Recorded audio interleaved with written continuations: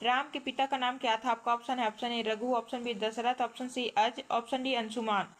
तो इसका right answer आपको कमेंट में बताना है क्या होगा। इसके बाद फिर है अपना सेकंड प्रश्न, इस प्रकार से देख सकते हैं। सेकंड प्रश्न में आपको पूछा गया है, सेकंड प्रश्न का उत्तर मैं खुद दूंगी आपको। सेकंड प्रश्न में पूछा गया है फारसी लिपि को छोड़ दें तो भारत के अन्य सभी लिपियों की वर्णमाला कैसी है? आपका ऑप्शन है ऑप्शन ए एक ही रहेगी, या फिर ऑप्शन बी में पूछा गया एक नहीं है, ऑप्शन सी अनेक है, ऑप्शन डी सभी विकल्प गलत हैं।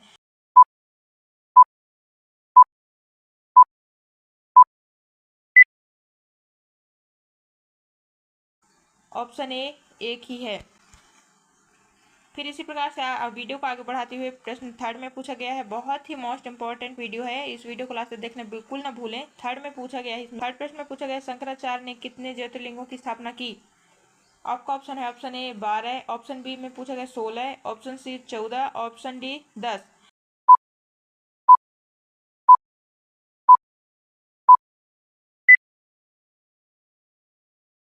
राइट आंसर हो जाएगा 12। फिर इस प्रकार से चौथा नंबर में आपसे पूछा गया है, पूर्व मीमांसा के प्रवक्ता कौन है?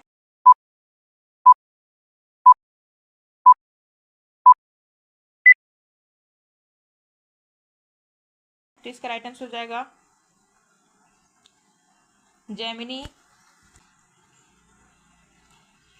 पांचवा नंबर आप देख सकते हैं, पांचवा नंबर में आपसे पूछा गया है, हिंदू धर्म के प्रमुख सिद्धांत कौन से हैं?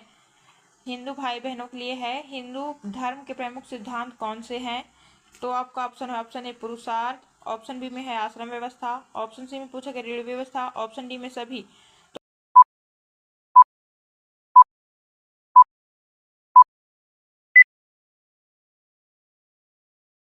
तो गाइस इसका राइट आंसर हो जाएगा ऑप्शन डी सभी, जो कि ये हिंदू धर्म के सभी सिद्धांत तीनों में आते हैं ये। फिर है छठवां प्रश्न, इस पूछा गया प्रेमचंद की मृत्यु कब हुआ? प्रेमचंद की मृत्यु कब हुआ, जो कि प्रेमचंद जाने माने एक लेखक हैं। तो इनका मृत्यु कब हुआ आपसे पूछा गया है। ऑप्शन इस प्रकार से आपको दर्शाए गए हैं, स्क्रीन पर दिख रहे हैं।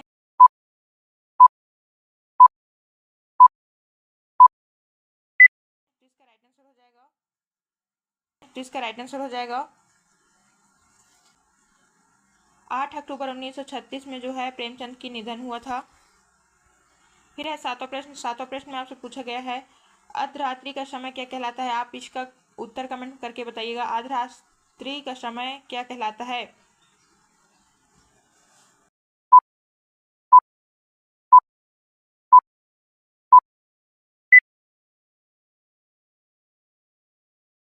तो इसका राइट आंसर आपको कमेंट करके बताना है।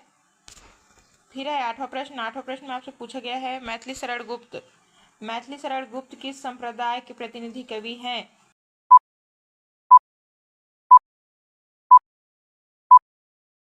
मैथिली शरण गुप्त संप्रदाय है, तो इसका राइट आंसर हो जाएगा वैष्णव। नौवां प्रश्न में आपसे पूछा गया है, मजलिस का अर्थ क्या है? मजलिस का अर्थ क्या है? मजलिस एक अरबी भाषा का शब्द है, तो इसका सही अर्थ होगा बैठने की जगह। मजलिस का सही अर्थ होगा बैठने की जगह, लेकिन इसमें पूछा गया है, इसमें ऑप्शन दिया है नौकर, ऑप्शन बी में मालिक, ऑप्शन सी गुलाम, ऑप्शन डी बादशाह।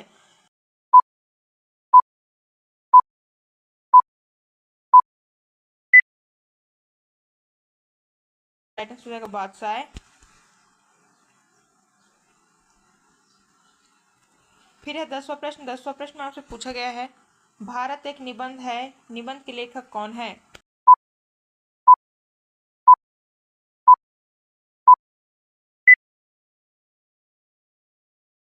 तो इसका राइट आंसर हो जाएगा दिनकर।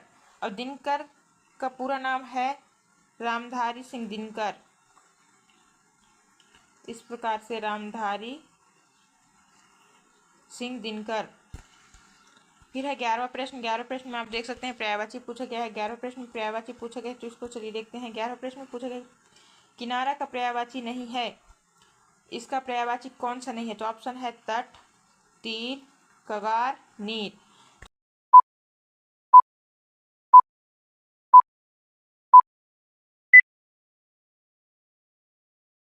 तो गाइस इसका राइट आंसर हो जाएगा ऑप्शन डी नीर, जो कि नीर का पर्यायवाची होता है झरना, जो झरता है वो होता है। तो किनारा का पर्यायवाची नहीं है, इसमें पूछा गया जो नहीं है उसका राइट आंसर होगा नीर।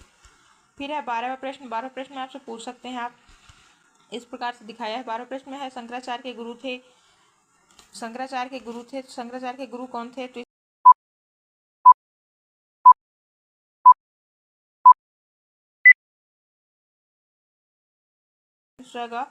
गोविंदाचार्य।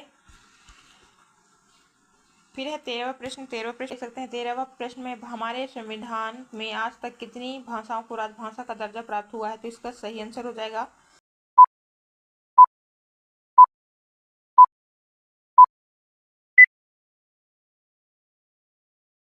22। फिर है 14 नंबर में आपसे पूछा गया है रत्नाकर शब्द का समानार्थी शब्द क्या है?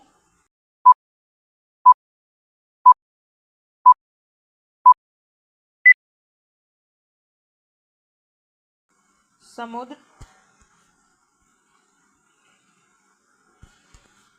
फिर है 15वां नंबर में आपसे पूछा गया है श्री राम का जन्म किस युग में हुआ था?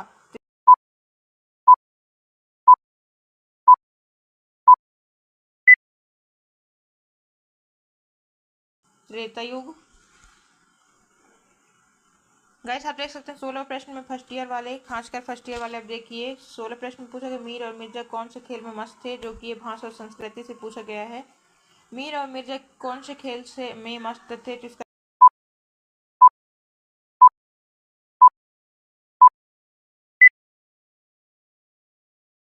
इसका राइट आंसर हो जाएगा शतरंज। में बहुत ही अच्छे खिलाड़ी थे, शतरंज खेलने के चक्कर में अपने घर बार सब छोड़ दिए थे। फिर है 17वां प्रश्न। 17वां प्रश्न में आपसे पूछा गया है इल्ली को किसकी पुत्री बताया गया है? तो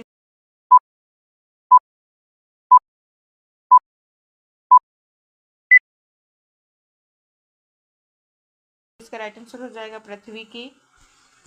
फिर है 18वां क्वेश्चन। 18वां प्रश्न में आपसे पूछा गया है वाल्मीकि रामायण किस भाषा में लिखी गई है? बहुत ही मोस्ट इंपॉर्टेंट क्वेश्चन भी और वीडियो भी है। वाल्मीकि रामायण किस भाषा में लिखी गई है? तो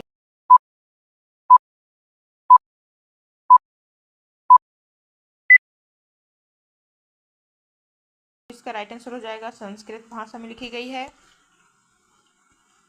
फिर है 19वां प्रश्न। 19वां प्रश्न में आपसे पूछा गया सूर्य का पर्यायवाची शब्द है, सूर्य के पर्यायवाची शब्द है। तो सूर्य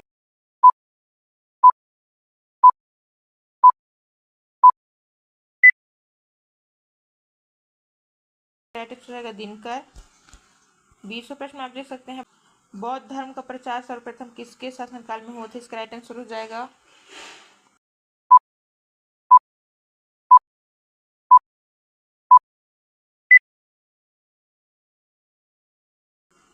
सम्राट अशोक।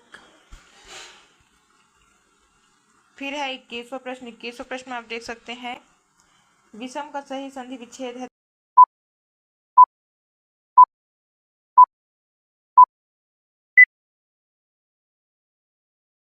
तो इसका राइट आंसर हो जाएगा विषम।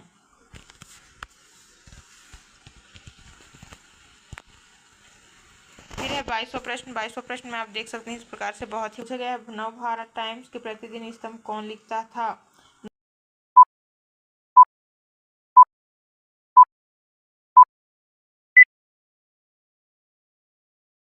हो जाएगा शरद जोशी।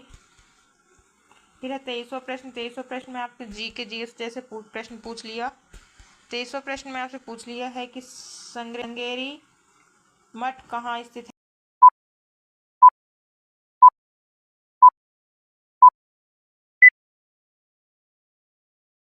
है? तो इसका राइट आंसर हो जाएगा। फिर देखिए आपसे 24वां प्रश्न में पूछा गया है वाजिद अली शाह कहाँ का शासक थे?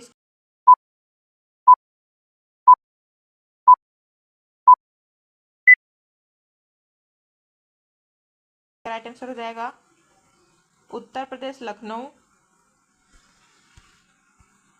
लास्टवां प्रश्न में आपसे पूछा गया है, लास्टवां प्रश्न में आपसे बहुत ही मोस्ट इंपॉर्टेंट पूछा गया है कि नीलांबर में कौन सा समास है?